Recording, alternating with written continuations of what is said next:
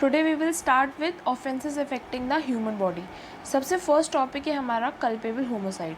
Culpable homicide हमारा section 299 के under आता है। इसमें होमोसाइड का मतलब क्या होता है? होमो का मतलब होता है मैन और साइड का मतलब होता है कट। तो होमोसाइड, कल्पेबल होमोसाइड का मतलब क्या हुआ? अगर कोई ऐसा एक्ट होता है जिसकी वजह से किसी की डेथ हो जाती है या ऐसी bodily injury which may cause to death, then it terms to be culpable homicide. अब सेक्शन 299 क्या कहता है?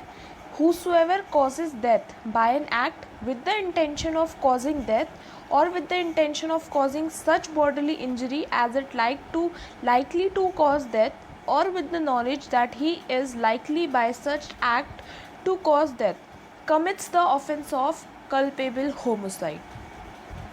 मतलब अगर कोई भी इंसान किसी को डेथ कॉज करने की इंटेंशन से कोई एक्ट करता है या कोई ऐसी बॉडली इंजरी देता है इंटेंशनली कि उसकी डेथ हो जाए, then he commits the offence of culpable homicide. Now let's see one example of culpable homicide. एक ए था कोई, he wanted the death of the Z. तो एक बार क्या हुआ, जो जेड था वो बुशेस के पीछे छुपा हुआ था। ए नोस कि जो जेड है वो बुशेस के पीछे छुपा हुआ है। Now B comes, then now here B does not know कि बुशेस के पीछे जेड है, तो A induced B to shoot towards the bushes. Here B does not know कि बुशेस के पीछे जेड है।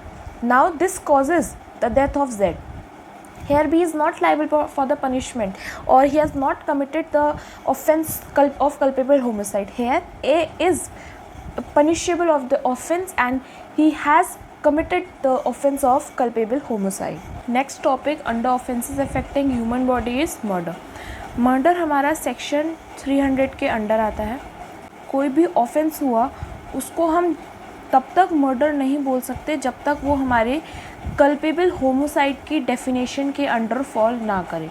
मतलब किसी भी एक्ट के साथ जब तक कोई बॉडली इंजरी विच में कॉजेज टू डेथ या कोई भी ऐसा एक्ट इंटेंशनली कोई ऐसा एक्ट किया गया हो जिसकी वजह से डेथ कॉज हो, then it amounts to be culpable homicide and culpable homicide is murder. तो section 300 says that culpable homicide is murder. Now let's see an example under section 300 murder.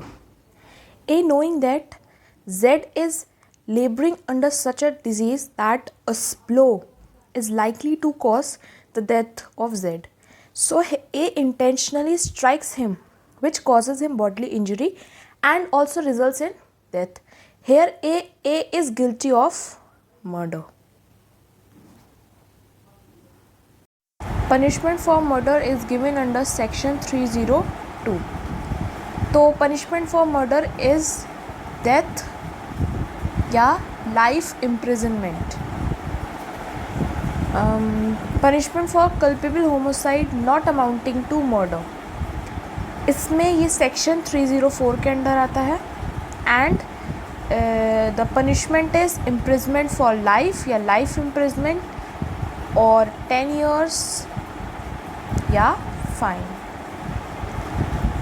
यहाँ पे culpable homicide ही हमारा murder होता है, इसलिए punishment for culpable homicide is also under section 302।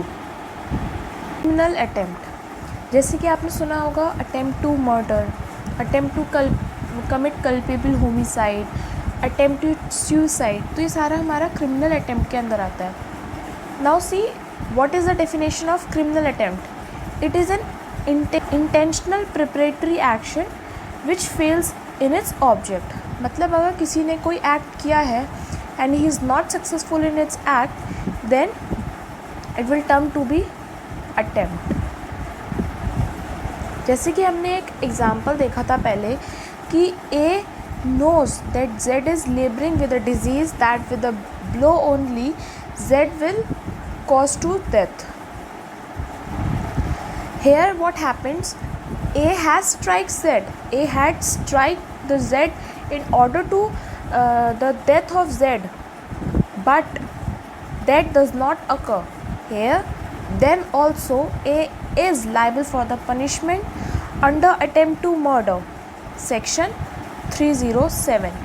The punishment will be life imprisonment or for 10 years, or for fine, or with both. Now first section is section 307, attempt to murder, and attempt to commit culpable homicide is under section 308. Here we ends with criminal attempt.